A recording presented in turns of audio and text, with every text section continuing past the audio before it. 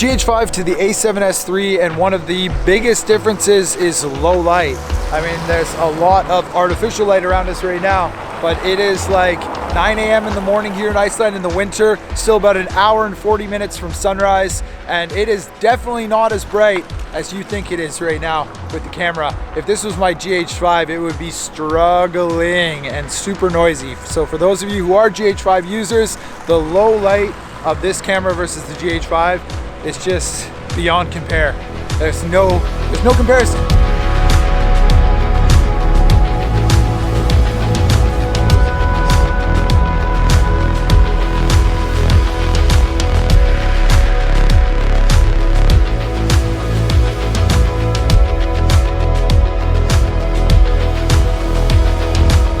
Good morning from day number 3 here in Iceland. It is still the winter, and this video is all about going from the GH5 to the A7S III, which has been a pretty big upgrade, as I'm sure you can imagine. And if you're watching this video, you probably already have the GH5. You're thinking about making the switch, and I'm going to talk about a few of the things that I absolutely love with the A7S III that were not even possible with the GH5. And I shot the GH5 for 5 years. I bought it in 2017.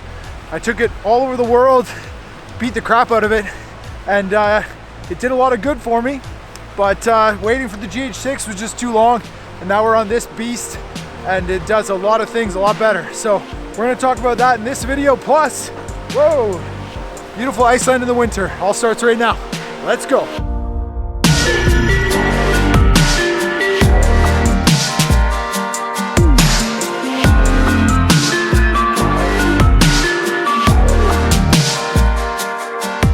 So first things first is the low light and the autofocus.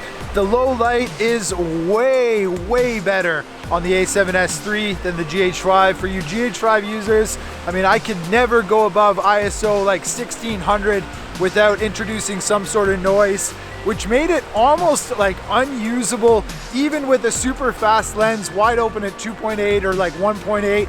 You know, it just never really gave me the usability at dusk or dawn, you know, like post sunset, pre sunrise. I would just forget about it. I had to use my Canon EOS R. So that was a little upsetting. And now with this one, I can just put in an auto ISO and shoot in the middle of the night. I mean, maybe that's a bit extreme, but you know what I mean. Here in Iceland in the winter, sun doesn't rise until 10:40. And we're up at, you know, 7:30, 8, having breakfast. And if we're on the road, I can film with this and be able to get content in that light, which is a really nice change from the GH5. Next is the autofocus, which again, it's just in another world with Sony and Canon. From the GH5, as Thomas Heaton would say, they should have sold certain Panasonic and Fuji cameras with a bow and arrow, because that shit hunts.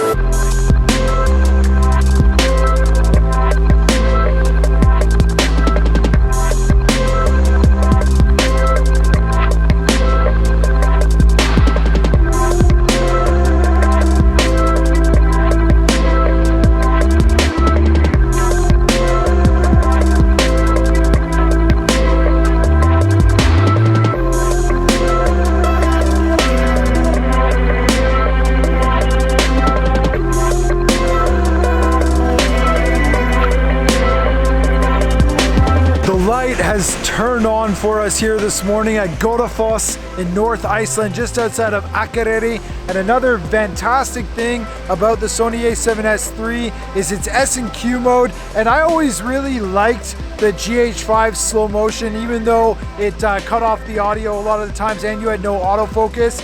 I felt like the 90 frames per second and the 120 was really good quality, even in HD, but this just takes it to another level at the 4K 120, and you can still cut out the audio, which I actually personally don't mind. I like shooting where you've got your frame rate as 24 or 30, and then you've got that recording rate as the 120, so that it comes out in slow motion already on the SD card. And I might be getting those two confused, but I think that's what it is in S&Q. And for a scene like this, it's just out of this world good, with the snow slowly falling, backlit. You know, I was on the 24 to 105 at 105 f4, and in 120 frames per second, that shot is just out of this world. It looks so good. So yeah, that's a huge bonus for me. It's the S&Q going 4K 120 and then also HD 240.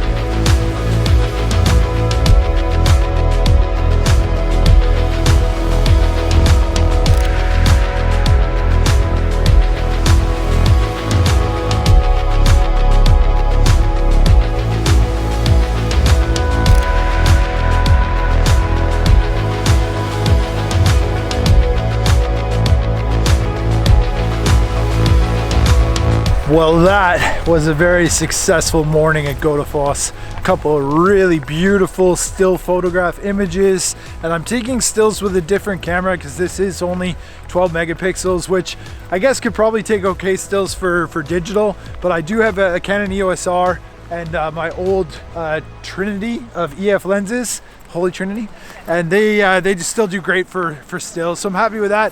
But the video this morning, honestly, just fantastic. So very good start to our day here in Iceland, day number 3. If you didn't see the other 2 videos, be sure to check them out. And where are we heading to next? Your place, darling. Ooh! Really though? Probably just the hotel to get lunch. All right. Yeah. Is that okay with you? Real life stuff. Yeah, man. I want some fermented shark. You want some fermented shark? Fermented shark and a lamb shank. Yeah, I'll get a sheep's head.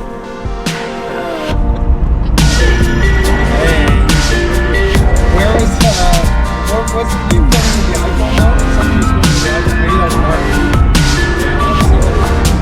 It wasn't. No, but you had the phone.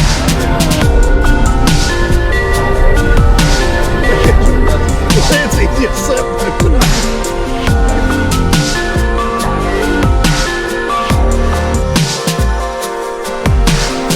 All right, so we've mentioned the autofocus and the low light capabilities, obviously fantastic. I want to talk about other things that I have found, I guess, eye-opening since making the switch. And really, I kind of knew this, but it's good to share it with you anyway. And it's about lenses. It's about the objectives, the word in German. It's great. But the full frame cameras demand, different sort of lens setups. And I did know that with the Micro Four Thirds, the lenses were much lighter, much smaller, and much cheaper. And you can obviously get, really expensive Leica lenses or things that will fit the Panasonic GH5 and maybe even the next GH6 that are, really fast and maybe a bit heavier. But in general, the lenses that I had were pretty light and easy to use, and I really liked them. They were only 2.8s and they were mostly zooms, and the zoom range would be like 2.8 to 4.5, but still, it was just a bit lighter. The 2 lenses that I've got for this Sony so far are the 20mm 1.8, which I'm using right now, and I bought it for vlogging, because the 1.8 and the autofocus is butter. I hope it looks nice. If you haven't noticed already, the bokeh.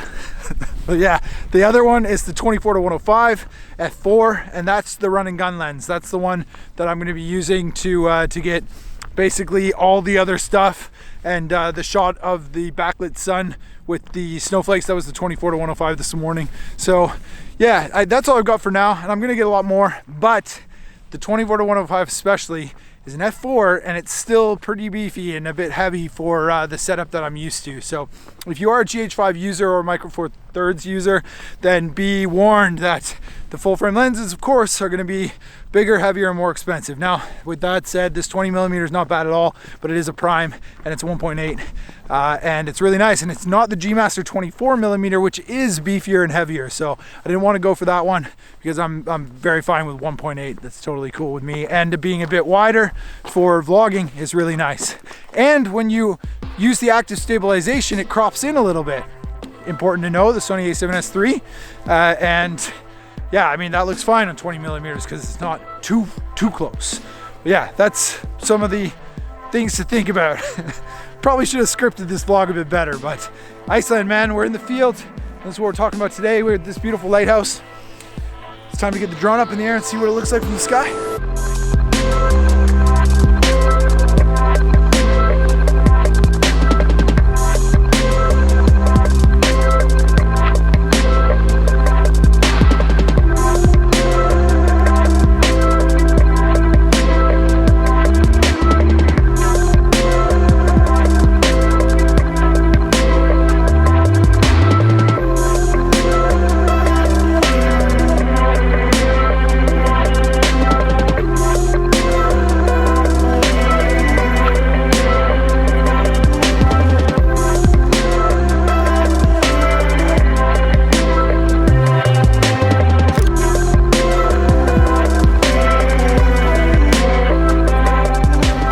Just got a 4-minute exposure on this incredible lighthouse here, and it's a very gray evening, which is unfortunate, but there's no wind, if you can believe that. And after the first 2 days, it is a nice relief, to be honest. But a couple hot pixels in that image. I think maybe my sensor on the EOS R is getting a little well used. I might have to get the A7 IV now that I've got the A7S III. But yeah, this whole video about going from the GH5 to the A7S III or any other full frame camera really, and not waiting anymore for the GH6. There's obviously a few huge benefits, and again for me it was autofocus and the low light capabilities, and then being able to shoot 240 frames per second in HD is really beneficial. I love shooting a lot of slow motion stuff, so utilizing the S&Q mode and getting 4K 120 with sound and autofocus is huge, but also utilizing that mode where you don't have the sound and it's more like the variable frame rate of the GH5 is still something that I use a lot, and I really love that on the GH5, so I'm happy that Sony has their version of that. And the colors really aren't that bad. I was a little afraid that the color contrast system wouldn't be great, but shooting in S-Cinetone, which I'm shooting with for this entire trip, and then of course S-Log3 does make a big difference because the dynamic range is outstanding and there's not a lot of rolling shutter, and the list goes on and on and on and on. There's a lot of pros and only a few cons, so for me it made the price tag worth it, even though it's bloody expensive. This camera body alone, no lenses, is selling for 4,200 euros, which is a slap in the face. But for me in my situation as a professional, I see that it's worth it, and I do get paid to be here and do this as an adventure tour leader, and that was my job for a long time, way back in South America days. So if you're not watching the channel often, there are a lot of very bad videos from about 10 years ago if you want to see some amazing travels around the world. But if you are a subscriber, and I know who most of you guys are, and it's good to see you back here for the Iceland adventures and watching a video that maybe you don't care too much about, but you know, we got scenery like this, which is cool. Everybody's back. We're heading back to Akare. This is the end of the third video. Hope you like the photos. Hope you like the content. And we are out. It's time to go. Bye-bye. Video is definitely working. Wow. Let's get that iPhone, because now you're gonna get the shot. Look at this video, my goodness. So we're at ISO 40,000 or something crazy like that, because the Northern Lights just decided to say hello. Look at this. So this is a huge benefit of the A7S III. Come on, focus. There we go. Over the GH5. GH5 would have never been able to do this. So it's 1.8, 1/30, ISO 51,000. And Iceland is putting on a bit of a show for us right now. What do you think, Clark?